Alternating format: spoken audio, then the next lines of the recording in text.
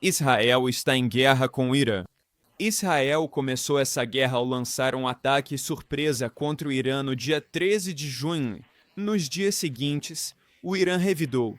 Israel atacou o Irã novamente e isso escalou para um conflito maior. Agora, o governo dos Estados Unidos está profundamente envolvido nessa guerra contra o Irã.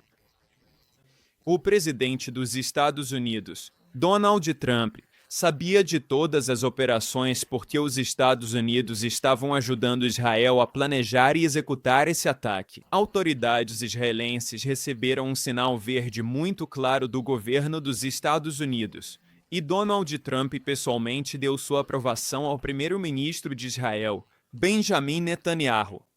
O governo dos Estados Unidos também forneceu a Israel informações de inteligência muito importantes que foram usadas para atingir autoridades iranianas. E apenas 3 dias antes de Israel iniciar essa guerra, os Estados Unidos entregaram 300 mísseis Eufire para Israel, sabendo que Israel usaria esses mísseis americanos para atacar o Irã. E depois que Israel iniciou a guerra, o exército dos Estados Unidos se envolveu diretamente. Isso foi admitido pelo The Wall Street Journal. O jornal informou, e cito, o exército dos Estados Unidos está operando no ar, em terra e no mar para abater mísseis iranianos disparados contra Israel. Fim da citação.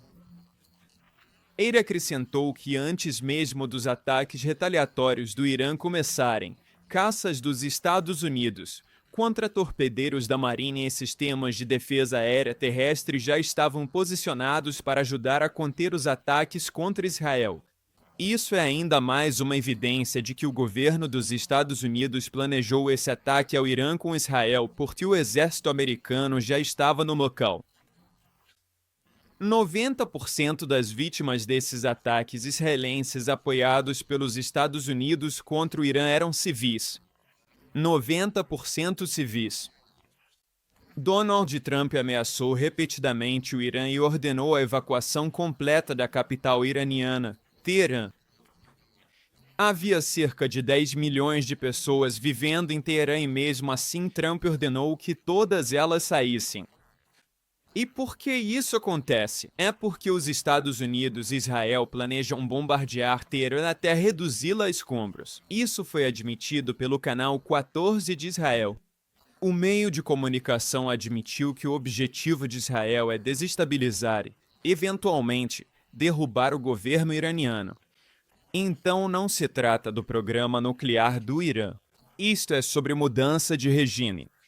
A estratégia Estados Unidos-Israel é causar caos em massa, assustar a população civil e forçar milhões de pessoas a serem deslocadas, o que desestabilizará o governo. E então os Estados Unidos e Israel planejam bombardear Teherã até reduzi-la a pedaços. O ministro da Defesa de Israel disse, citando, Teherã será tratada como Beirute. Fim da citação. Referindo-se à guerra de 2006 de Israel contra o Líbano, na qual Israel devastou a capital libanesa, Beirute, e bombardeou a infraestrutura civil, causando um caos generalizado. Oficiais militares israelenses admitiram que não poderiam travar guerra sem o apoio do governo dos Estados Unidos, e isso inclui a guerra de Israel contra Gaza, Líbano, Síria e agora Irã.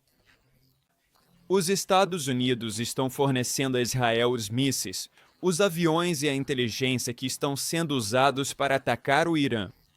Essa guerra seria impossível sem o apoio dos Estados Unidos. E essa é uma política bipartidária dos Estados Unidos. A administração de Joe Biden deu a Israel mais de 18 bilhões de dólares em armas e munições, e a administração Trump também está enviando bilhões de dólares em ajuda militar para Israel. Então, o ponto muito importante que eu queria estabelecer logo no início é que esta é uma guerra conjunta entre os Estados Unidos e Israel.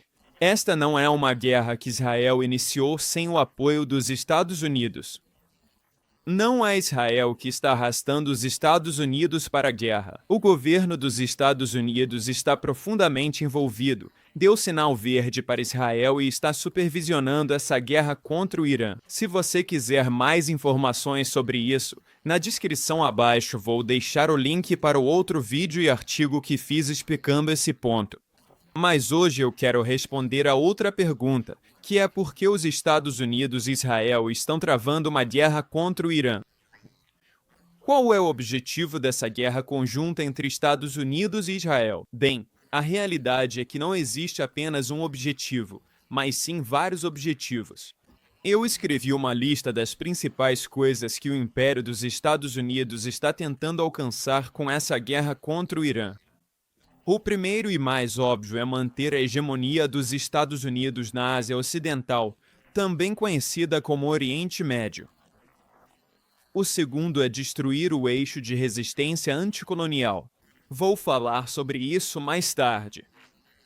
Essa é a aliança de grupos revolucionários na região que são aliados do Irã e têm lutado contra os Estados Unidos e Israel. E ao destruir o eixo de resistência, isso possibilitaria que os Estados Unidos e Israel realizassem a colonização total da Palestina, que obviamente é um dos principais objetivos deles. Essa estratégia não é nova, mas Donald Trump disse o que normalmente é dito em silêncio e admitiu que os Estados Unidos querem colonizar Gaza e transformá-la em um posto avançado dos Estados Unidos, especialmente onde ele pudesse construir imóveis de luxo e lucrar com isso. Os Estados Unidos vão assumir a faixa de Gaza e nós também vamos fazer um bom trabalho lá. Nós vamos ser os donos. Sabe, Gaza é interessante. É um local fenomenal. À beira-mar, o melhor clima. Sabe, tudo é bom.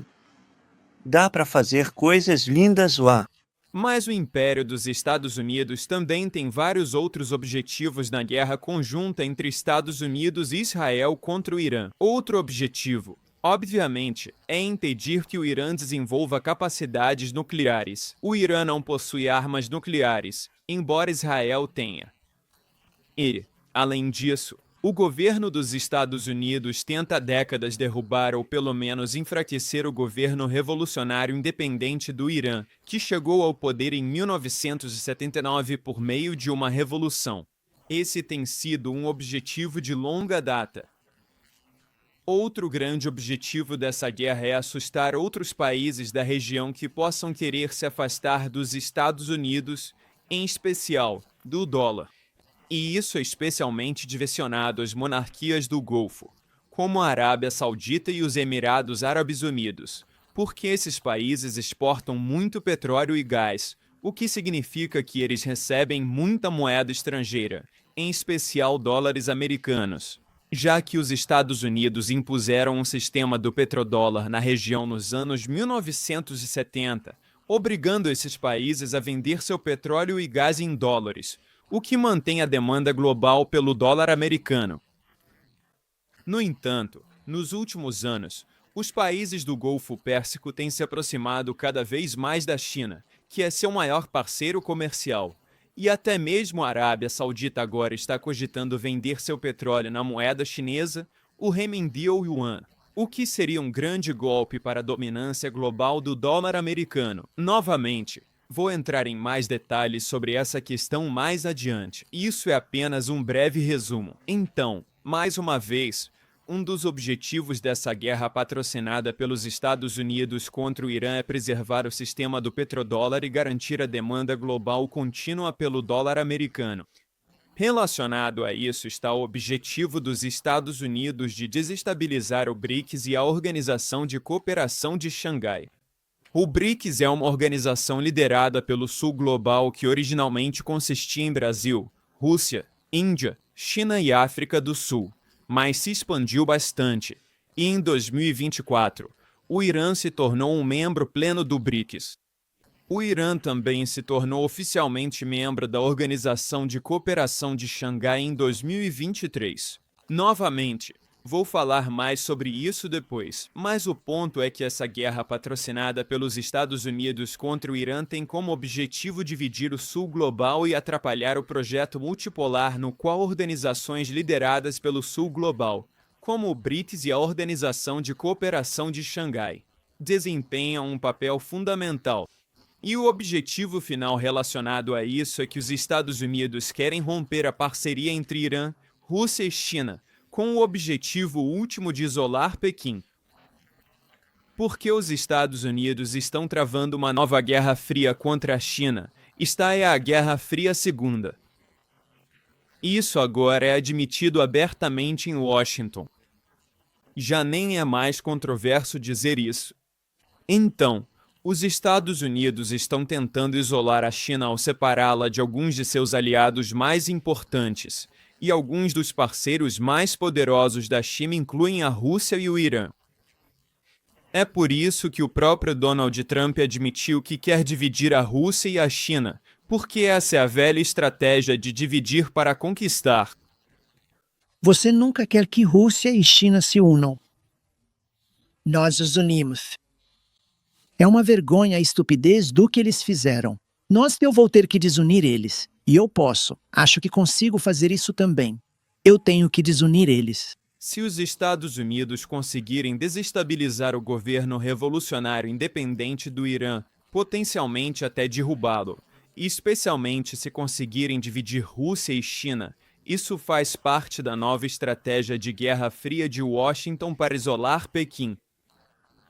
Então você pode ver que essa guerra apoiada pelos Estados Unidos contra o Irã é sobre muito mais do que apenas Israel-Palestina e também é sobre mais do que apenas a Ásia Ocidental, apenas o Oriente Médio. Este é um conflito com grandes implicações geopolíticas e econômicas que abrangem o mundo inteiro. E no restante da análise de hoje, vou passar ponto a ponto e explicar os objetivos e a estratégia do Império dos Estados Unidos nessa guerra conjunta entre Estados Unidos e Israel contra o Irã. Agora, quero começar destacando um excelente ponto feito por Brian Barletta, que é o apresentador do veículo de notícias independente The New Atlas, e ele faz uma pesquisa excelente. E Brian Barletta apontou, e eu concordo, que os Estados Unidos estão usando Israel da mesma forma que usam a Ucrânia, Taiwan e as Filipinas para avançar seu objetivo de confrontar o multipolarismo, destruindo o Irã, que é uma nação importante na promoção desse projeto multipolar liderado pelo Sul Global para desafiar a ordem unipolar do mundo, que foi dominada pelo Império dos Estados Unidos nos anos 1990 e início dos anos 2000. Era a única superpotência do mundo e os Estados Unidos podiam impor sua hegemonia sobre a maioria dos outros países. Brian Barletta aponta corretamente que os Estados Unidos estão usando Israel como intermediário, especificamente para redirecionar a culpa e até mesmo mísseis que viriam para os Estados Unidos, desviando-os para seu próximo, Israel. E isso de forma alguma serve para desculpar Israel pelos crimes horríveis que tem cometido em Gaza, na Síria, no Líbano e agora no Irã. Claro, Israel é diretamente responsável por esses crimes de guerra e crimes contra a humanidade, mas é importante destacar porque Israel está cometendo todos esses crimes horríveis em nome do Império dos Estados Unidos. Isso foi exposto claramente em um plano publicado por funcionários do governo dos Estados Unidos para o think tank sediado em Washington, D.C., o Brookings Institution, ligado ao governo dos Estados Unidos e que atua como braço terceirizado do governo norte-americano. Em 2009, esses funcionários do governo dos Estados Unidos, esses planejadores imperiais norte-americanos, publicaram um documento estratégico intitulado Which Path to Persia? Opções para uma nova estratégia americana em relação ao Irã. E o capítulo 5 se chama Deixe com Bibi, ou seja, Benjamin Netanyahu. Então, deixar para Netanyahu permitir ou incentivar um ataque militar israelense ao Irã. Neste documento, esses funcionários do governo dos Estados Unidos, em um think tank apoiado pelo governo norte-americano, escreveram que os Estados Unidos deveriam incentivar Israel a atacar o Irã, e foi isso que eles disseram. Citação: os Estados Unidos incentivariam e talvez até ajudariam os israelenses a realizar os ataques por conta própria, na expectativa de que tanto as críticas internacionais quanto a retaliação iraniana fossem desviadas dos Estados Unidos para Israel. Fim da citação. É exatamente isso que o Império dos Estados Unidos está fazendo hoje. Quero dizer, eles deixaram tudo tão claro, é tão óbvio. Trump pessoalmente deu sinal verde para Israel. Ele sabia da operação, ajudou a planejá-la. Trump entregou a Israel centenas de mísseis 3 dias antes de Israel começar a guerra. E os Estados Unidos vêm fornecendo a Israel bilhões e bilhões de dólares em armas e assistência militar há décadas, mas especialmente desde 2023. A administração Biden e a administração Trump juntas já forneceram bem mais de 20 bilhões de dólares em armas e munições, mísseis e outros equipamentos militares para realizar essas guerras por procuração em nome do Império dos Estados Unidos. E é por isso que o ex-secretário de Estado dos Estados Unidos, Alexander Haig, disse a famosa frase, citando: Israel é o maior porta-aviões americano do mundo que não pode ser afundado. Ele está localizado em uma região crítica para a segurança nacional americana. Fim da citação. Em outras palavras, Israel é um porta-aviões inafundável para o Império Americano. Isso foi admitido pelo primeiro-ministro que mais tempo serviu Israel, o rei de Israel, Benjamin Netanyahu. Netanyahu disse que Israel é, citando, um poderoso porta-aviões dos Estados Unidos. Netanyahu é americano. Ele foi criado e educado nos Estados Unidos, estudou no ensino médio e na faculdade lá. Ele teve cidadania americana 2 vezes e só abriu mão da cidadania dos Estados Unidos para poder ser primeiro-ministro de Israel, mas ele é americano. E o que ele está fazendo é servir aos interesses do Império dos Estados Unidos. Isso me leva ao primeiro objetivo da guerra Estados Unidos-Israel contra o Irã: manter a hegemonia dos Estados Unidos na Ásia Ocidental, Oriente Médio. Isso foi claramente exposto pelo Pentágono, em 1992, na infame doutrina Wolfowitz. Esse foi um plano escrito pelo subsecretário de Defesa Paul Wolfowitz, um notório belicista, e nessa doutrina Wolfowitz, ele afirmou muito claramente que o objetivo do Império dos Estados Unidos era impedir o surgimento de qualquer outra superpotência que pudesse desafiar a dominação dos Estados Unidos no mundo. Naquela época, nos anos 1990, a União Soviética havia acabado de ser derrubada um ano antes, em 1991. Os Estados Unidos eram a única grande potência do mundo. Era um mundo unipolar dominado pelo Império Americano, e eles escreveram muito claramente neste documento do Pentágono que entre aspas, o objetivo é impedir que qualquer potência hostil domine uma região crítica para nossos interesses. Fim da citação. E eles nomearam várias regiões, entre elas o Oriente Médio, o Golfo Pérsico e também o Leste Asiático. E essas são as 2 principais áreas que hoje o exército dos Estados Unidos está mirando, especialmente sob o governo Trump. No leste asiático, os Estados Unidos estão militarizando a região para tentar cercar a China como parte da nova Guerra Fria. Agora, claro, os Estados Unidos estão usando Israel para travar guerra em todo o Oriente Médio, Ásia Ocidental, tentando recriar a região, derrubando todos os governos independentes e sustentando regimes pró-Estados Unidos.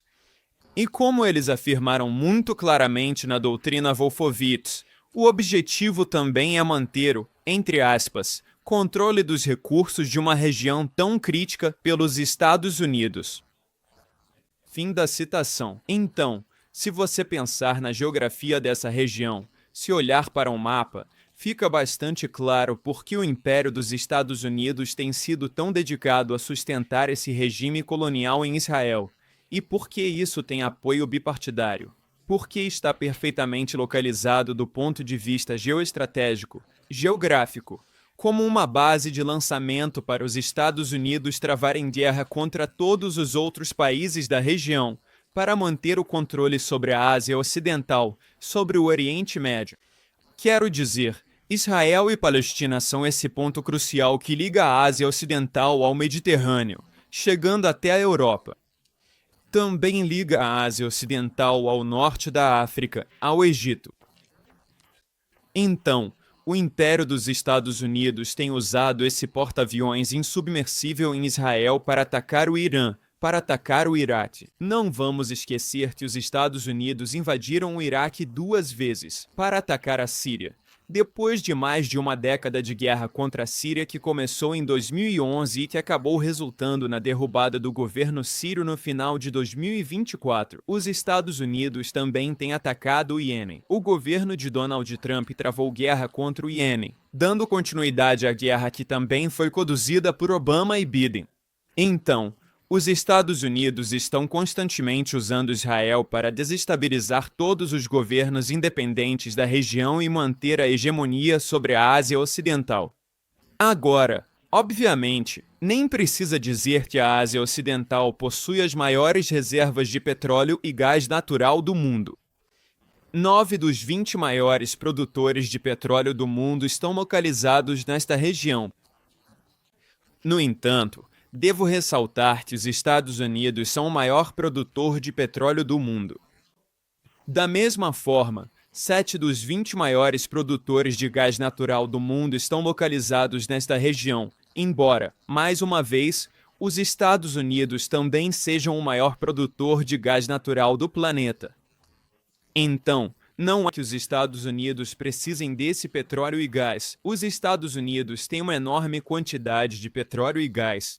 Claro, as corporações norte-americanas, empresas de combustíveis fósseis com fins lucrativos, adorariam explorar o petróleo e o gás dessa região, que é em grande parte controlada por empresas estatais. A Arábia Saudita, por exemplo, tem a enorme empresa estatal de petróleo, a Saúde Aramco, e os outros países do Golfo Pérsico também possuem empresas estatais de petróleo e gás. Claro, os Estados Unidos adorariam privatizar tudo isso e vender para corporações americanas.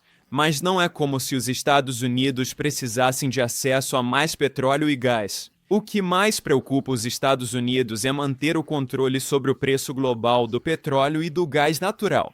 É por isso que o governo dos Estados Unidos, durante muitos anos, travou uma espécie de guerra política contra a OPEP, a Organização dos Países Exportadores de Petróleo. Essa organização foi famosa por, em 1973, declarar um embargo de petróleo aos Estados Unidos e a outros países ocidentais como parte de um protesto contra a guerra de Israel. Então, mais uma vez, vemos paralelos históricos de como Israel age como um cão de ataque feroz para o Império dos Estados Unidos nessa região tão estratégica. E hoje, os Estados Unidos conseguiram, em grande parte, enfraquecer a OPEP porque se tornaram o maior produtor de petróleo do mundo. Mas a questão é que os Estados Unidos estão muito preocupados com a possibilidade de a produção e os preços do petróleo no mercado global serem usados como uma arma geopolítica, já que o Sul global, além da Rússia e da China, são grandes produtores de petróleo e gás natural no mundo. Então, se eles se unissem e usassem um cartel como a OPEP para controlar o preço do petróleo ou do gás, isso poderia causar um dano econômico significativo e levaria a taxas de inflação muito altas. Porque, quando o preço da energia sobe, isso impacta todos os outros setores da economia. Então, quando o preço do petróleo e do gás sobe, o preço de tudo o resto também sobe, e isso já causou instabilidade política nos Estados Unidos. Por isso, os Estados Unidos estão preocupados com a estabilidade do preço do petróleo e do gás natural nos mercados globais. Mas o que também preocupa os Estados Unidos é o sistema do petrodólar. Vou falar mais sobre isso daqui a pouco, porque vou passar ponto a ponto pelos objetivos dos Estados Unidos nesta guerra, mas esse é um ponto importante relacionado à produção de petróleo e gás na região. Mas vamos voltar para essa lista de objetivos. E eu sei que estou gastando muito tempo no primeiro ponto, mas esse é o mais importante. A estratégia dos Estados Unidos para manter a hegemonia norte-americana na Ásia Ocidental também faz todo sentido, pelo menos do ponto de vista dos estrategistas imperiais, se você olhar para o mapa do mundo e o papel dessa região nos pontos de estrangulamento geoestratégicos no comércio de petróleo e outros bens. 3 dos pontos de estrangulamento mais importantes do planeta estão localizados nessa região, incluindo o Estreito de Hormuz, o Bab el-Mandab e o Canal de Suez. A Administração de Informação Energética do Governo dos Estados Unidos, a EIA, escreveu claramente que, cito, o Estreito de Hormuz é o ponto de estrangulamento de petróleo mais importante do mundo. Fim da citação. De fato, 21% de todos os barris de petróleo usados na Terra todos os dias passam pelo Estreito de Hormuz em 2022. Isso representa 1/5 de todo o suprimento de petróleo da Terra, e ainda assim o Estreito de Hormuz é minúsculo.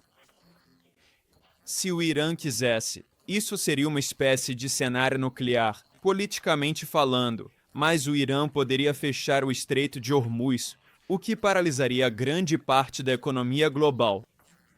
Ou, no mínimo, isso causaria uma inflação muito significativa, porque haveria uma escassez de 21% do suprimento mundial de petróleo praticamente da noite para o dia. Mas, novamente, esse é apenas um dos 3 pontos de estrangulamento críticos localizados nesta região. Outro ponto de estrangulamento geopolítico é o Estreito de Bab el-Mandab, que conecta o Mar Arábico ao Golfo de Aden, ao Mar Vermelho e, depois, ao Mediterrâneo. Esse estreito passa pelo Iêmen e se tornou um importante ponto de estrangulamento geopolítico nos últimos anos porque o grupo de resistência iemenita, Ansar Allah, popularmente conhecido como os Houthis, restringiu o acesso ao Mar Vermelho para navios israelenses e navios ocidentais de países aliados a Israel, em protesto contra a guerra deles em Gaza. Então vimos um exemplo claro de como esses pontos de estrangulamento podem ser usados como alavanca geopolítica para pressionar por determinados objetivos políticos. E o Bab el-Mandab não é tão estratégico quanto o Estreito de Hormuz, mas ainda assim é muito importante. A Agência de Informação de Energia dos Estados Unidos estimou que 9% do petróleo comercializado por via marítima passa pelo Bab el-Mandab.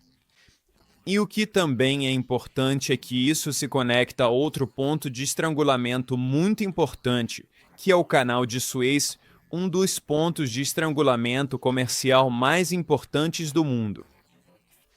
E para passar pelo Canal de Suez, você precisa primeiro atravessar o Bab el-Mandab. Então, de uma perspectiva geopolítica ou até mesmo geográfica bem básica, se você simplesmente olhar para um mapa da Ásia Ocidental, fica muito claro por que os estrategistas imperiais em Washington, que estão tentando maximizar o poder do Império dos Estados Unidos ao redor do mundo, é muito óbvio por que eles estão tão desesperados para manter o controle sobre essa região, especialmente em um momento como agora, quando a China se tornou o maior parceiro comercial dos países da região e os Estados Unidos são cada vez menos importantes economicamente. É por isso que os Estados Unidos estão dobrando a aposta em seu apoio a Israel e usando Israel como um cão de ataque feroz para desestabilizar e travar guerra contra todos os países independentes da região, para ameaçá-los e assustá-los, dizendo: se vocês se afastarem da ordem imperial dominada pelos Estados Unidos, enfrentarão consequências sérias como o povo da Palestina e agora o povo do Irã. Isso nos leva ao segundo grande objetivo da guerra Estados Unidos-Israel contra o Irã, que é destruir o eixo da resistência e realizar a colonização total da Palestina. Então, o que é o eixo da resistência? Esse é o termo usado para se referir à aliança de grupos anticolonialistas, grupos armados, em toda a Ásia Ocidental, o chamado Oriente Médio, sendo o Irã o maior e mais poderoso deles. Claro, o Irã é um governo de fato, não apenas um pequeno grupo armado, mas é aliado do grupo armado Hezbollah no Líbano, que tem suas origens nos anos 1980, lutando contra a ocupação militar ilegal de Israel no sul do Líbano. E claro, na Palestina, existem grupos armados que vêm lutando contra a ocupação e o bloqueio ilegal de Israel. E em Gaza, o exemplo mais famoso é o Hamas, que é o partido político e o grupo armado que governa Gaza, mas há outras facções palestinas também, assim como... Mas também existem outras facções palestinas, como a Frente Popular para a Libertação da Palestina, que é um grupo socialista com uma ala armada. Essa é a FPLP. E no Iêmen, você tem os chamados Houthis, que são oficialmente conhecidos como Ansar Allah. E o Ansar Allah governa o norte do Iêmen, onde vive a maioria da população iemenita. E sim, eles são aliados do Irã, mas não são chamados de proxies iranianos. Eles têm suas origens na luta indígena iemenita contra a forma extremista vanhabita do Islã que foi exportada pela Arábia Saudita para o Iêmen e outros países. E também o Ansar Allah tem suas origens em grupos que apoiavam a Palestina e também se opunham à invasão ilegal do Iraque pelos Estados Unidos em 2003.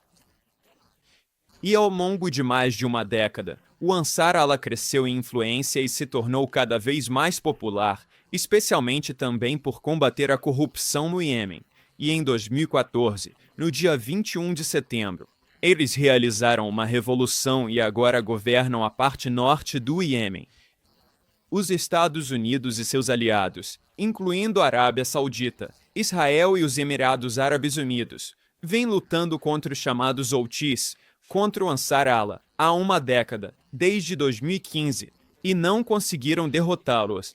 Mas eles são outra parte muito importante do eixo da resistência. E então, finalmente, no Iraque, você tem a resistência islâmica do Iraque e outros grupos armados, muitos dos quais foram formados porque estavam lutando contra grupos extremistas como a Al-Qaeda e o ISIS. E, aliás, as principais vítimas desses grupos extremistas como a Al-Qaeda e o ISIS eram muçulmanos xiitas porque, você sabe, obviamente a grande maioria dos sunitas no mundo não são extremistas, mas esses grupos extremamente radicais, violentos e fascistas como a Al-Qaeda e o ISIS distorcem um Islã sunita. Eles pregam uma forma extremamente radical do Islã sunita e veem os muçulmanos xiitas como seu principal inimigo.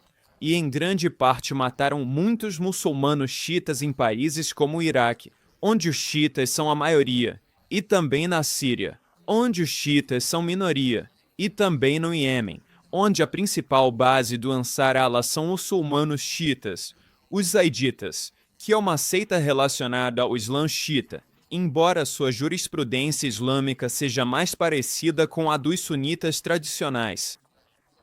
Mas a questão é que muitos desses grupos têm suas origens no Islã xiita e, claro, o Irã é o maior país de maioria xiita.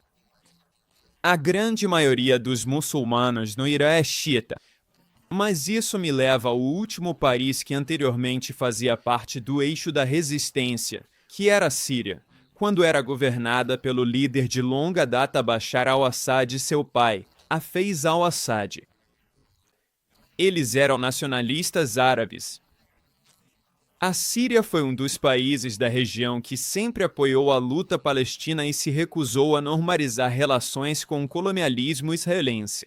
No entanto, a partir de 2011, os Estados Unidos iniciaram uma guerra na Síria, tentando derrubar o governo sírio.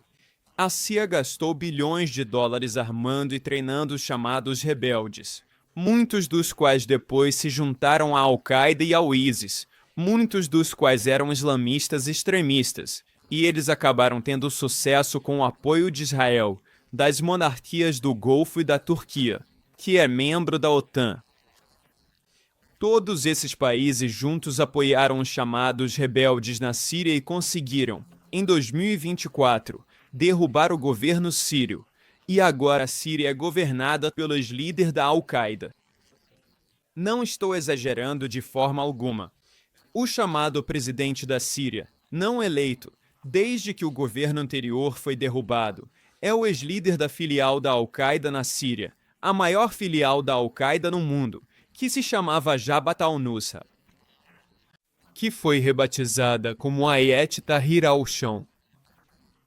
E o ex-líder da Al-Qaeda síria, que antes usava o nome Abu Muhammad al-Julani, agora usa seu nome de nascimento, Ahmad al-Sharar, e ele se autodeclarou o chamado presidente da Síria. Ele não foi eleito.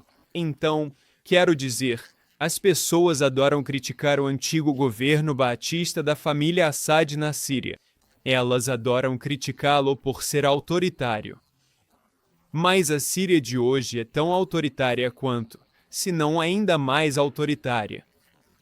Quero dizer, o país é governado pelo ex-líder da Al-Qaeda e o governo dos Estados Unidos tem trabalhado muito de perto para normalizar as relações e tem apoiado o novo governo sírio liderado pela Al-Qaeda, porque agora a Síria está colaborando com os Estados Unidos contra o Irã, em aliança com Israel. Então agora, o líder rebatizado da Al-Qaeda, que é o presidente não eleito da Síria, al-Sharar, declarou abertamente que quer normalizar as relações com Israel, algo que o antigo governo Assad sempre se recusou a fazer. Ou seja, ele está obedecendo fielmente às ordens dos Estados Unidos. E eu preciso enfatizar, esse ataque dos Estados Unidos e de Israel ao Irã só foi possível por causa da derrubada do governo sírio e, agora, Israel colonizou cada vez mais terras sírias. Eles destruíram o exército sírio para que ele não pudesse se defender. Israel usou o território sírio para lançar esses ataques contra o Irã. E lembre-se de que o principal jornal britânico, The Telegraph, publicou uma reportagem com entrevistas de rebeldes sírios que admitiram que o exército dos Estados Unidos apoiou a operação deles para derrubar o governo Assad na Síria. Então, mais uma vez, isso deixa muito claro por que os Estados Unidos e Israel estão travando guerra contra o Irã, porque eles já conseguiram derrubar a Síria e remover a Síria do eixo de resistência. Israel também vem travando guerra no sul do Líbano contra o Hezbollah, o grupo de resistência libanês que tem suas origens nos anos 1980 na luta contra a ocupação ilegal de Israel no sul do Líbano.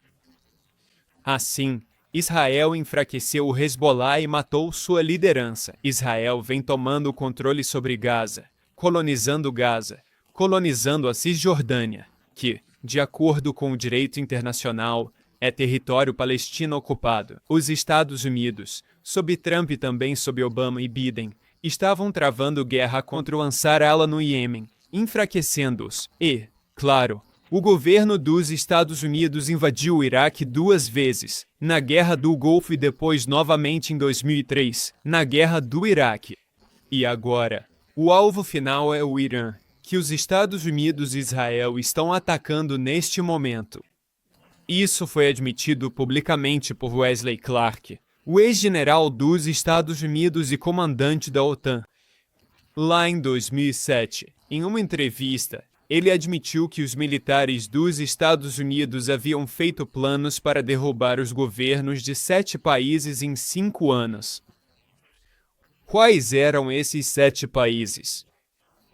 Iraque, Síria, Líbano, Líbia, Somália, Sudão e Irã.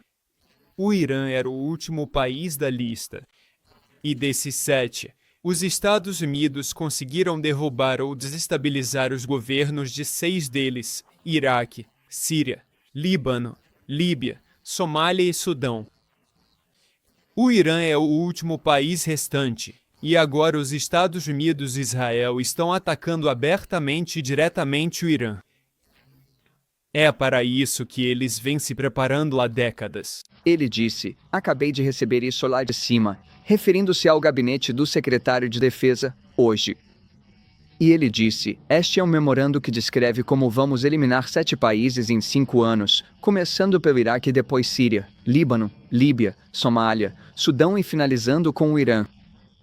Então, isso me leva a outro grande objetivo da guerra Estados Unidos-Israel contra o Irã, que é reverter a Revolução Iraniana de 1979. Essa é a revolta que fundou a República Islâmica do Irã e que, desde então, tem sido alvo dos Estados Unidos. Agora, é muito importante entender o papel que o Irã desempenhava antes da Revolução de 1979. Nas décadas de 1950, 60 e 70, o Irã era governado por um rei, um monarca conhecido como o Shah. Ele foi colocado no poder em 1953 pelas nações coloniais ocidentais, depois que a CIA e o Serviço de Inteligência Britânico MI6 organizaram um golpe para derrubar o primeiro-ministro democraticamente eleito do Irã, Mohammad Mossadegh, que era um nacionalista de esquerda e havia nacionalizado o petróleo do Irã, expulsando as corporações petrolíferas ocidentais. E os Estados Unidos também estavam muito preocupados que ele se inclinasse para a União Soviética na Guerra Fria original, a primeira Guerra Fria que os Estados Unidos travavam na época. Então, os Estados Unidos colocaram no poder o Shah, o rei do Irã, e ele foi um aliado leal dos Estados Unidos durante todo esse período. Naquela época, o Irã era uma parte fundamental do que ficou conhecido como a política dos 2 pilares. O Império dos Estados Unidos tentou manter o controle sobre a Ásia Ocidental. A Arábia Saudita, outro aliado leal dos Estados Unidos, era o pilar ocidental e o Irã era o pilar oriental nessa política dos 2 pilares. No entanto, isso mudou em 1979 com a Revolução Iraniana, e a recém-fundada República Islâmica foi muito influenciada pelas lutas anticoloniais do Sul Global, as lutas de libertação nacional do que, na época, conhecido como Terceiro Mundo. É importante entender que, na região, nas décadas de 1960 e 1970, havia muitos movimentos revolucionários, incluindo grupos marxistas e socialistas. Havia comunistas, havia nacionalistas árabes de esquerda que também eram socialistas, mas que eram contra os comunistas. Havia muita disputa interna e muitas facções diferentes. Mas a questão é que, durante a Guerra Fria, a Primeira Guerra Fria, os Estados Unidos travavam uma guerra brutal contra os grupos socialistas e comunistas na região, e os Estados Unidos usaram Israel, a Arábia Saudita e outros aliados para reprimir violentamente esses grupos revolucionários. E então, quando os Estados Unidos derrotaram muitos dos grupos comunistas, começaram a mirar nos grupos nacionalistas árabes seculares, e os Estados Unidos, Israel e a Arábia Saudita travaram uma guerra contra os líderes nacionalistas árabes. O líder nacionalista árabe mais famoso foi Gamal Abdel Nasser, no Egito. Ele liderou uma revolução em 1952 contra uma monarquia patrocinada pelo Ocidente e criou uma nova república nacionalista árabe. E Nasser inspirou um movimento de nacionalismo árabe por toda a região. Então, mais tarde, houve a ascensão dos nacionalistas árabes ao poder no Iraque, e depois, na Síria, houve a formação do Partido Baath, que era um partido que combinava socialismo com nacionalismo árabe. Então houve uma divisão no Partido Baath entre Síria e Iraque. Mas tanto a Síria, sob o comando de Assad, quanto o Iraque, sob Saddam Hussein, tinham governos nacionalistas árabes. E então, na Líbia, surgiu o líder revolucionário e anticolonialista Muammar Gaddafi, que também era um nacionalista árabe socialista. E depois que a Primeira Guerra Fria terminou, a União Soviética foi derrubada. E então o governo dos Estados Unidos travou uma série de guerras de mudança de regime, derrubando Saddam Hussein no Iraque, que era de outra facção do Partido Baath, derrubando Muammar Gaddafi na Líbia em 2011 e, por fim, derrubando Assad e o governo liderado pelo Partido Baath na Síria em 2024. Então, o Império dos Estados Unidos e seus aliados, Israel e Arábia Saudita, basicamente conseguiram derrotar o nacionalismo árabe. Hoje, não existem mais governos nacionalistas árabes na Ásia Ocidental. Durante a Primeira Guerra Fria, muitos governos nacionalistas árabes no Egito, Síria, Iraque e Iêmen. Mas todos esses movimentos foram destruídos. Então, comunistas e socialistas foram destruídos, nacionalistas árabes foram destruídos, e o surgimento de grupos nacionalistas islâmicos, grupos islamistas, mas não aqueles grupos islamistas extremistas como a Al-Qaeda e o ISIS.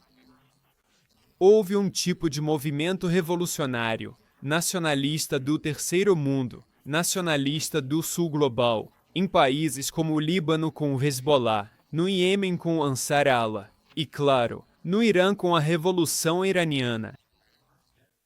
Então, o Irã é um dos últimos bastiões da resistência anticolonial que o Império dos Estados Unidos e seus aliados regionais vem tentando destruir para manter a hegemonia dos Estados Unidos sobre essa região. Então, voltando novamente à lista de objetivos nessa guerra Estados Unidos-Israel contra o Irã, obviamente os Estados Unidos tentam há décadas derrubar, ou pelo menos enfraquecer, o governo revolucionário do Irã. Mas outro objetivo dessa guerra é assustar outros países da região que possam querer se afastar dos Estados Unidos e do dólar, especialmente as monarquias do Golfo Pérsico. Porque o Irã tem sido um dos principais países a impulsionar a desdolarização, desafiando o papel do dólar americano como moeda de reserva global. Na verdade, nos últimos anos, o Irã tem vendido cada vez mais petróleo e gás em outras moedas. Por exemplo, o Irã tem exportado muito petróleo para a China, que é o maior importador de petróleo do mundo. E a China tem pago por esse petróleo não com dólares americanos, mas com a própria moeda chinesa, o renminbi, também conhecido como yuan. Isso permitiu que Irã e China contornassem as sanções unilaterais do Ocidente. Os Estados Unidos impuseram sanções muito agressivas ao Irã e também algumas à China. Essas sanções violam o direito internacional porque não têm o aval do Conselho de Segurança da ONU, mas devastaram a economia do Irã. Então o Irã está constantemente tentando encontrar maneiras de contornar o sistema financeiro dominado pelos Estados Unidos, o que só o incentivou ainda mais a buscar alternativas ao dólar americano e a apoiar um movimento global, que está crescendo, de desdolarização. E o Irã é um ator significativo nos mercados globais de energia. O Irã está empatado com o Iraque e a China como o quinto maior produtor de petróleo do mundo. E o Irã é o terceiro maior produtor de gás natural do mundo. E o que realmente preocupa os Estados Unidos é que outros países do Golfo Pérsico possam começar a fazer exatamente o que o Irã está fazendo e vender seu petróleo e gás em outras moedas, não em dólar americano. Na verdade, isso já está acontecendo. Os Emirados Árabes Unidos têm vendido gás natural liquefeito, GML, para a China em yuan, não em dólares.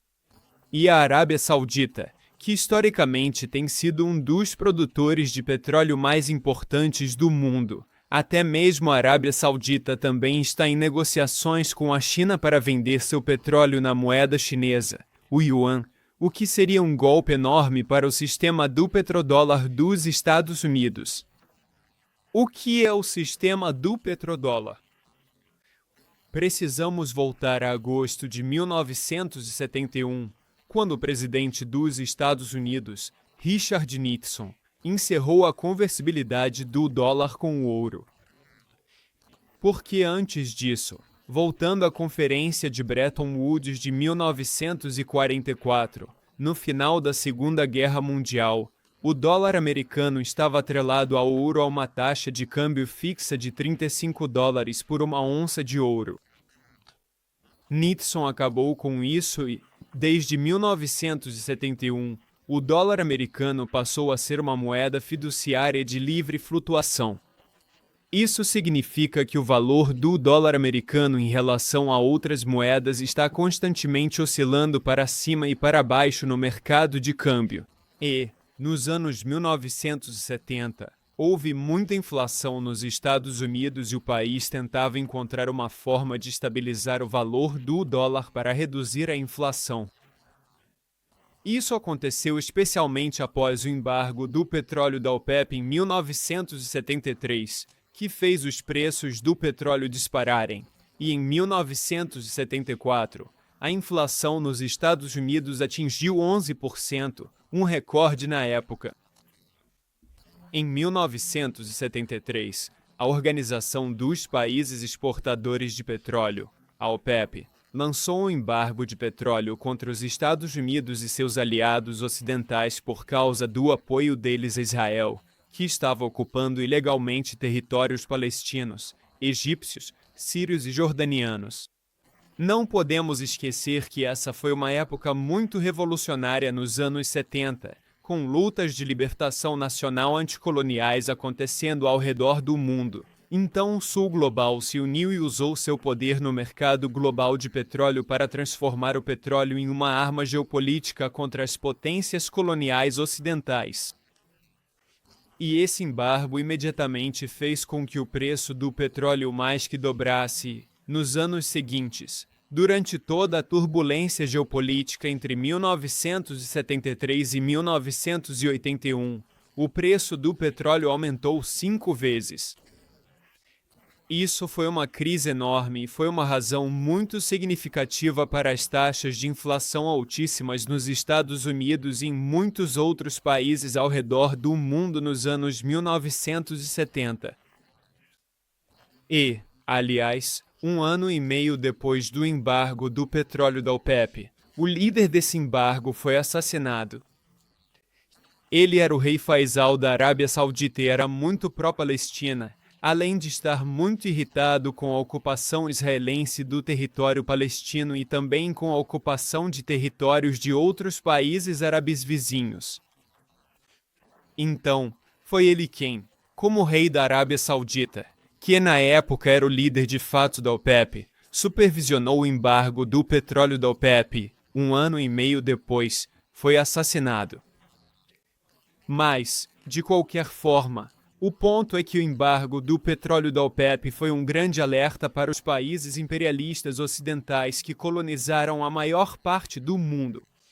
Isso mostrou a eles que o Sul Global, que produzia a maior parte do petróleo do mundo, poderia se unir e, por meio da OPEP, usar sua influência na indústria global do petróleo para causar danos significativos às economias do Ocidente. Então, em 1974, um ano após o embargo do petróleo da OPEP, o governo de Richard Nixon elaborou um plano para criar o sistema do petrodólar e o que aconteceu? Em 1974, Nixon enviou o secretário do Tesouro dos Estados Unidos, William Simon, o Bill Simon, para a Arábia Saudita para fechar um acordo. É assim que a Bloomberg descreveu o objetivo deles, citação, em neutralizar o petróleo bruto como uma arma econômica e encontrar uma maneira de persuadir um reino hostil, que é a Arábia Saudita, a financiar o déficit crescente dos Estados Unidos com sua recém-descoberta riqueza do petrodólar. Fim da citação. E Nixon deixou claro que não havia chance de voltar de mãos vazias. Agora, a estratégia não foi elaborada apenas por Nixon, mas também por seu todo-poderoso secretário de Estado e conselheiro de Segurança Nacional, Henry Kissinger.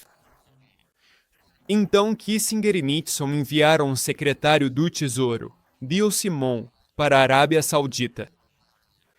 Quem era William Simon? Ele era um veterano de Wall Street que havia chefiado a mesa de negociação de títulos do Tesouro no grande banco de investimentos de Wall Street, Salomon Brothers. E em Jeddah, na Arábia Saudita, em 1974, este foi o acordo que ele fez com os sauditas. Estou lendo aqui da Bloomberg. Citação em Simon. Melhor que entendia o apelo da dívida do governo e como convencer os sauditas de que a América era o lugar mais seguro para estacionar seus petrodólares. Fim da citação. Citação em a estrutura básica era simples. Os Estados Unidos comprariam petróleo da Arábia Saudita e forneceriam ao reino ajuda e equipamentos militares. Em troca, os sauditas investiriam bilhões de sua receita de petrodólares em títulos do Tesouro e financiariam os gastos dos Estados Unidos. Fim da citação. Isso foi exposto de forma famosa pelo economista Michael Woodson, um grande amigo do programa, em seu livro Super Imperialist in the Economic Strategy of American Empire. Ele explicou como, com a guerra na Coreia e depois a guerra dos Estados Unidos no Vietnã, os Estados Unidos começaram a registrar um déficit cada vez maior em conta corrente, ou seja, um déficit no balanço de pagamentos. Os Estados Unidos estavam importando cada vez mais e exportando cada vez menos, e Michael Woodson explicou, com todos os dados que comprovam, que a razão para isso era o império dos Estados Unidos, as guerras que travava ao redor do mundo. O déficit no balanço de pagamentos se devia aos gastos militares globais dos Estados Unidos para manter esse império, com bases militares estrangeiras espalhadas pelo mundo todo. Então, depois que Nixon acabou com a ligação do dólar americano ao ouro, a forma que ele encontrou para manter a demanda global pelo dólar foi forçar as monarquias do Golfo Pérsico, especialmente a Arábia Saudita, mas depois também os Emirados Árabes Unidos, o Catar e outros, a venderem seu petróleo e gás em dólares americanos, o que significa que países do mundo inteiro que precisam importar petróleo e gás têm que conseguir acesso ao dólar. Isso mantém a demanda global pelo dólar americano e permitiu que os Estados Unidos tivessem déficits em conta corrente cada vez maiores, déficits comerciais com o resto do mundo ao longo de décadas. E ainda assim, a maioria dos países enfrentaria uma grave crise cambial se isso acontecesse. A moeda deles cairia significativamente em relação ao dólar e eles teriam hiperinflação. A razão pela qual isso não acontece nos Estados Unidos é porque há uma demanda global pelo dólar americano, já que os países precisam do dólar para pagar por importações, não só de petróleo e gás, mas de muitas outras commodities e outros produtos, porque o dólar é a moeda de reserva global. E também porque outros países que têm superávit em conta corrente, superávit comercial com o resto do mundo, reciclam os dólares excedentes que recebem do comércio em dívida do governo dos Estados Unidos, títulos do Tesouro Americano e outros ativos dos Estados Unidos. Então, no cerne do privilégio exorbitante que os Estados Unidos têm ao imprimir a moeda de reserva global, o coração desse privilégio exorbitante é o sistema do petrodólar, e especialmente as monarquias do Golfo Pérsico vendendo seu petróleo e gás em dólares. Portanto, o fato de Emirados Árabes Unidos já estarem vendendo petróleo e gás para a China em yuan é muito preocupante do ponto de vista do Império dos Estados Unidos, e Washington teme especialmente a possibilidade de a Arábia Saudita fazer o mesmo. Agora, a Arábia Saudita ainda desempenha um papel muito influente no mercado global de petróleo como produtora de ajuste, porque a empresa estatal saudita, a Saudi Aramco, é conhecida por ser usada como uma ferramenta política. Quando Riad quer alcançar um determinado objetivo, pode aumentar ou reduzir sua produção de petróleo para influenciar o preço do petróleo no mercado global. E a Arábia Saudita ainda é um grande protagonista na OPEP. Por isso, os Estados Unidos estão muito preocupados com a possibilidade de a Arábia Saudita se afastar do petrodólar e, potencialmente, migrar para um petróleo ou pelo menos, vender seu petróleo em diferentes moedas para diferentes parceiros comerciais. Na verdade, lá em 2023, o The Wall Street Journal publicou um artigo que detalhava as exigências que o governo Biden impôs à Arábia Saudita como parte de um plano para intermediar uma reaproximação com Israel. Os Estados Unidos estavam pressionando a Arábia Saudita a reconhecer oficialmente Israel e abandonar os palestinos. E, de acordo com esse relatório, o governo dos Estados Unidos tinha duas exigências principais. Primeiro, a Arábia Saudita teria que cortar seus laços estreitos com a China e, segundo, teria que garantir que venderia seu petróleo em dólares, e não na moeda chinesa, o yuan. O Wall Street Journal escreveu que, citando, o governo Biden está buscando garantias da Arábia Saudita de que se distanciará econômica e militarmente da China. Autoridades disseram que os Estados Unidos poderia buscar garantias da Arábia Saudita de que não permitirá que a China construa bases militares no reino. Os negociadores também podem buscar limitações à Arábia Saudita usando tecnologia desenvolvida pela chinesa Huawei e garantias de que Riad usará os Estados Unidos dólares, não a moeda chinesa, para precificar as vendas de petróleo. Fim da citação. Se você quiser mais informações sobre isso, eu tenho outro vídeo e um artigo especificamente sobre esse tema, que vou deixar linkados na descrição abaixo. Mas o ponto principal é que os Estados Unidos estão travando uma guerra contra o Irã como uma ameaça a outros países da região, dizendo a eles que, se agirem de forma muito independente como o Irã, se aproximarem demais da China e da Rússia, se venderem seu petróleo e gás em outras moedas e desafiarem o petrodólar, vocês enfrentarão consequências. Os Estados Unidos estão punindo o Irã, travando uma guerra contra o Irã, e dizendo à Arábia Saudita, aos Emirados Árabes Unidos e ao Catar, que historicamente foram regimes clientes dos Estados Unidos, assim como o Irã era antes da Revolução de 1979 sob o Shah, que não tentem copiar o que o Irã está fazendo ou serão o próximo Irã.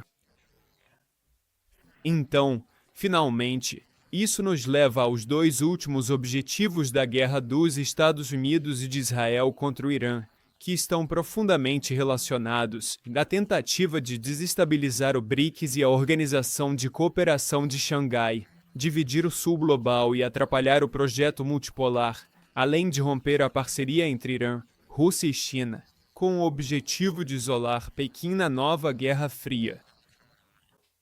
Agora, eu já falei sobre como a Revolução Iraniana foi uma espécie de movimento nacionalista do terceiro mundo com orientação islâmica, inspirado por outras lutas do Sul global, e o Irã sempre foi aliado de outros movimentos anticoloniais. O Irã é um aliado próximo de Cuba, Venezuela e Nicarágua na América Latina, que têm governos revolucionários e anti-imperialistas. O Irã tem boas relações com muitos países da África, e o Irã se aproximou muito da China e da Rússia.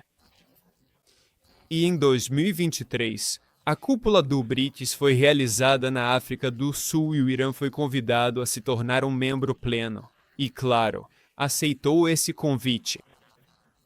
E a partir de 1º de janeiro de 2024, o Irã passou a ser membro pleno do BRICS junto com os 5 membros originais, Brasil, Rússia, Índia, China e África do Sul, além do Egito, dos Emirados Árabes Unidos, da Etiópia e da Indonésia. E novamente, lembre-se, eu estava falando sobre a tentativa dos Estados Unidos de impor sua hegemonia sobre a Ásia Ocidental e o norte da África. Pois bem, agora você tem o Irã, os Emirados Árabes Unidos e o Egito, que são todos membros do BRICS e todos estão na região.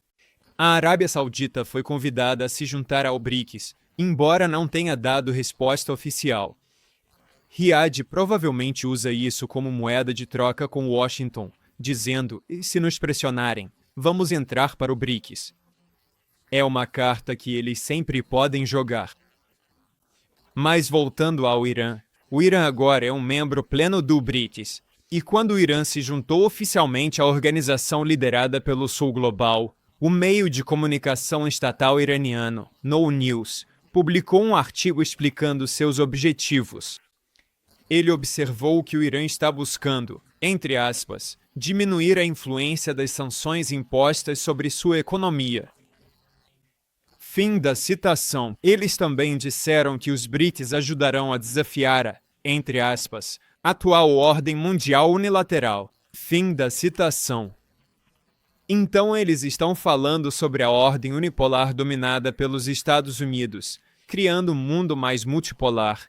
E, por fim, esta é uma citação muito importante. O veículo estatal iraniano disse que, ao ingressar no BRICS, isso irá, abre aspas, aprofundar as relações já existentes entre Pequim, Moscou e Teherã como os três principais arquitetos da nova ordem mundial. Fim da citação. Então o Irã está dizendo que tem uma aliança com a China e a Rússia para desafiar o império dos Estados Unidos. Por isso é óbvio o motivo de o império dos Estados Unidos estar tão preocupado com isso e estar tentando de tudo para dividir essa aliança.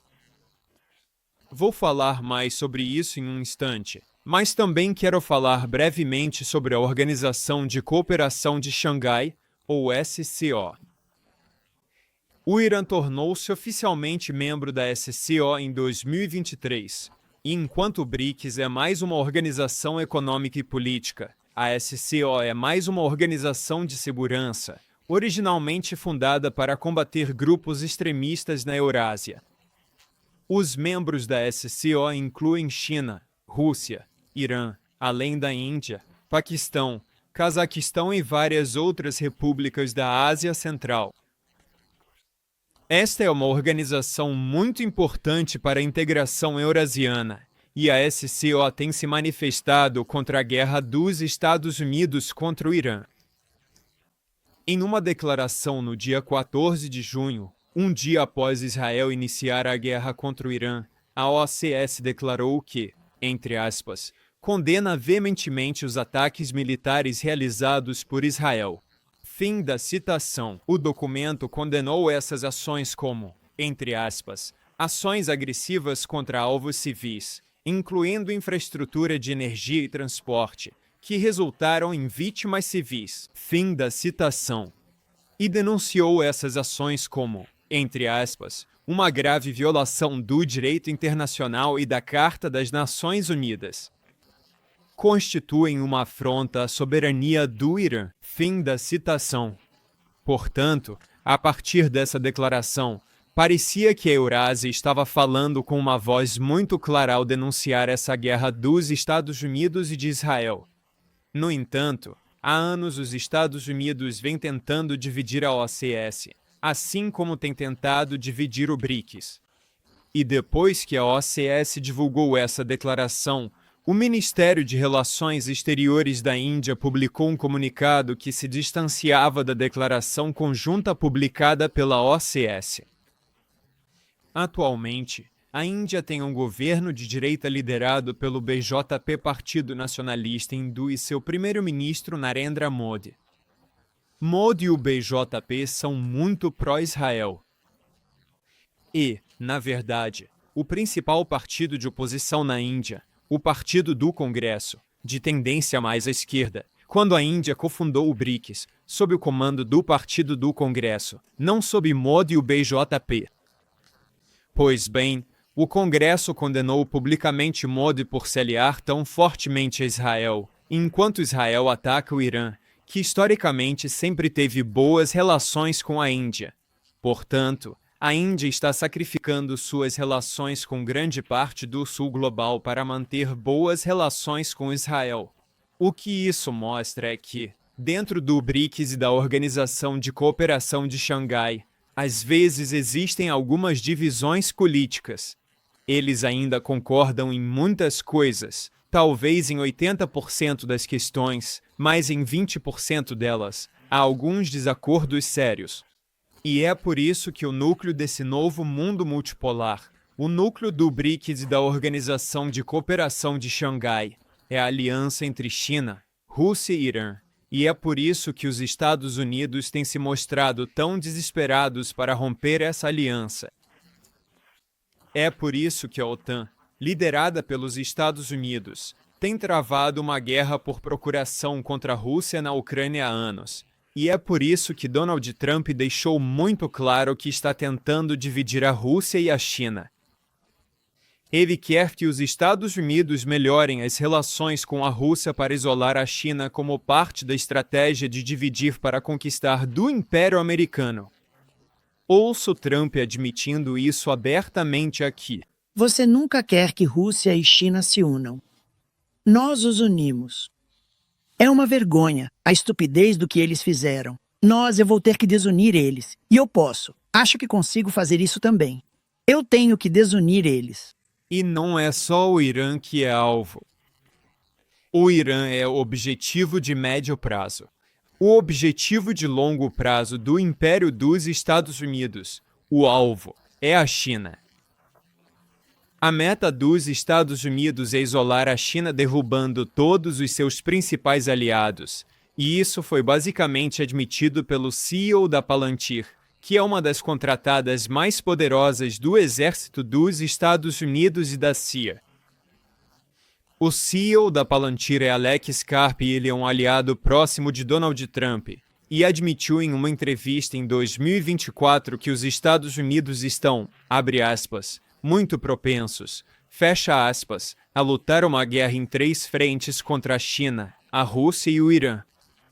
Isso foi dito claramente pelo CEO da Palantir, e ele tem muito conhecimento interno, porque, novamente, a Palantir é uma das contratadas mais poderosas do governo dos Estados Unidos.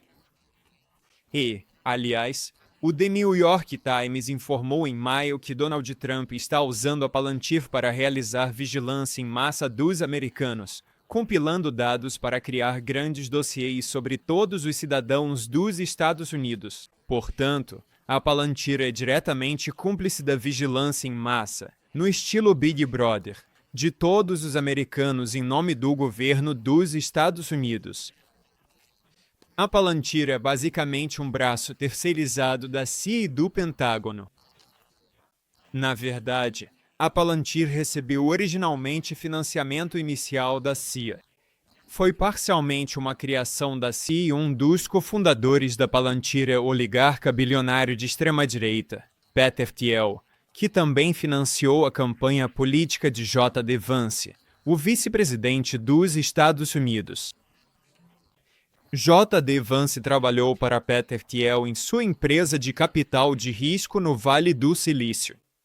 Portanto, todas essas corporações dos Estados Unidos estão investidas em uma guerra contra o Irã e a China.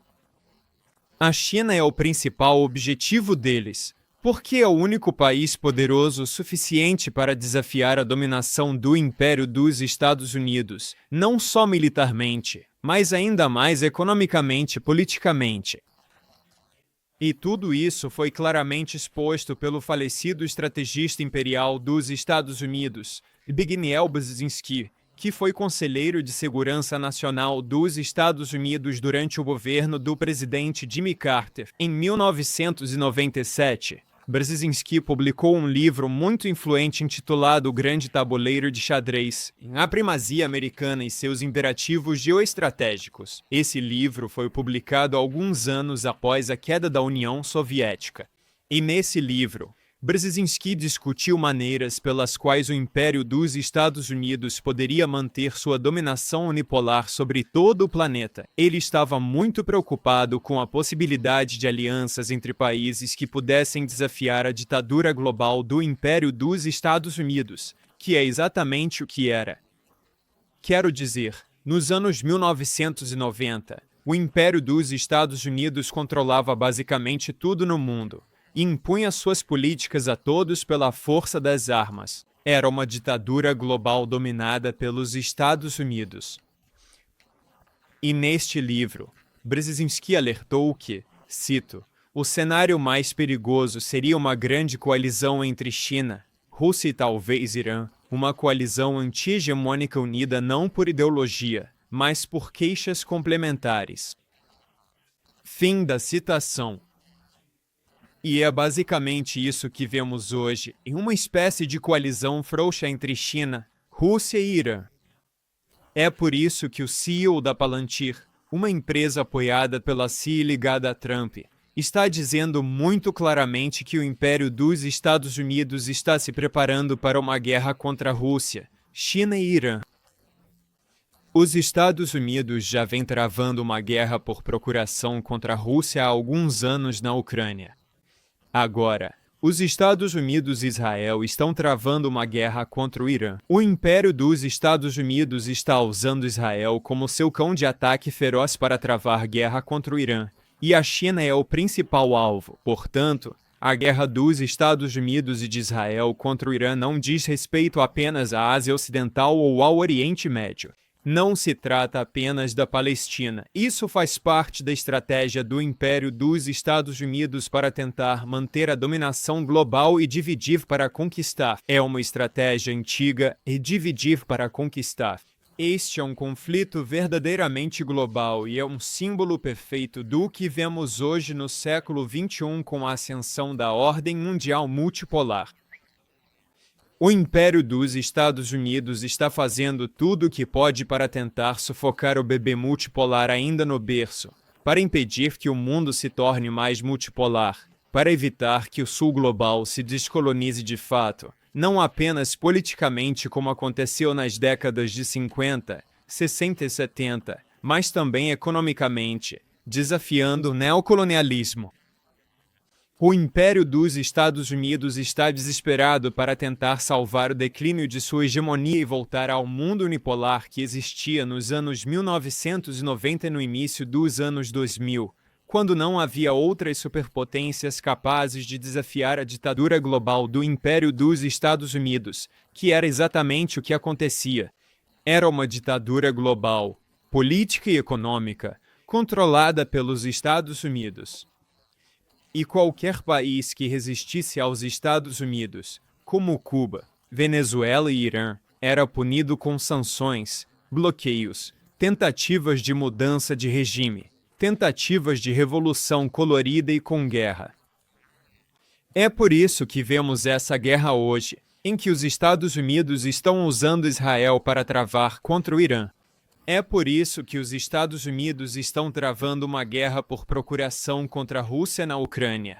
E é por isso que os Estados Unidos estão se preparando para uma guerra contra a China, que é o objetivo final da nova Guerra Fria promovida pelos Estados Unidos, porque a China é o único país poderoso o suficiente para desafiar a ditadura global do Império Americano. Então, dito tudo isso, vou concluir agora. Eu sei que esta foi uma análise muito longa hoje, mas eu queria dedicar um tempo para explicar minuciosamente por que os Estados Unidos e Israel estão travando uma guerra contra o Irã, fornecendo todas essas informações de contexto que quase nunca são mencionadas na mídia corporativa ocidental. Ou, se são mencionadas, aparecem de forma isolada. E é muito importante reunir todos esses fatos para ter uma compreensão abrangente dessa crise. Espero que você tenha aprendido algo com esta análise de hoje. Espero que você tenha gostado. Eu sou Ben Norton, sou o editor-chefe do Geopolitical Economy Report. Quero agradecer a todos por estarem comigo hoje. Por favor, curtam e se inscrevam no canal. Compartilhem este vídeo, por favor. Nos vemos na próxima vez.